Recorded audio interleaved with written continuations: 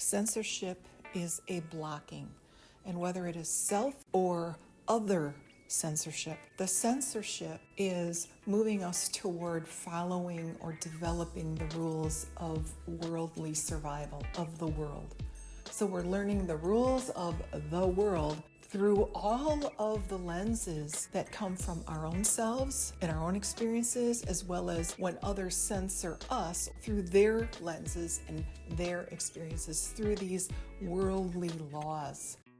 You can't feel, you can't cry. It's bad to have anxiety. You should feel ashamed of yourself if you're not courageous and perfect. So the censorship is about the outer world, which actually blocks us from knowing our inner world. And the rules of the inner world can already help us to navigate the outer world in much greater, wiser, and more powerful ways. And the more we believe in censorship and censor ourselves, the thicker the wall we put between our individual self and our deeper self. And this is why in the world where there are so many things we believe we have to do in order to be seen in a certain way, this is why these things never give us joy, because they're false and because they block even more and more and more thickly block, and really they take the sound away from us hearing. They make us so much less sensitive and dull to the inner organization of our minds and our hearts, and how this power is really what we're given to live our lives. So we stunt our own growth by doing this. We make ourselves miserable.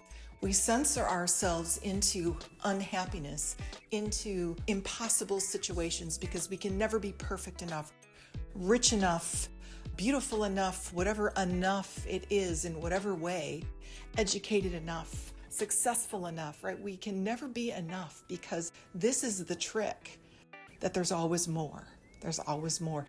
This is not the more that takes us to a place of higher levels of happiness and peace and joy and self-attainment, loving our own selves, feeling peaceful in our own selves. This is the kind that takes us away from that, which is why organizing the inner world, we do that by stopping the censorship and by allowing ourselves to step into our naturalness.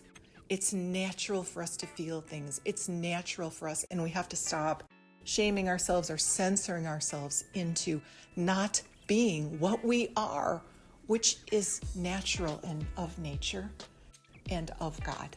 We can combine both of these and live life in a completely fresh, satisfying, and meaningful way.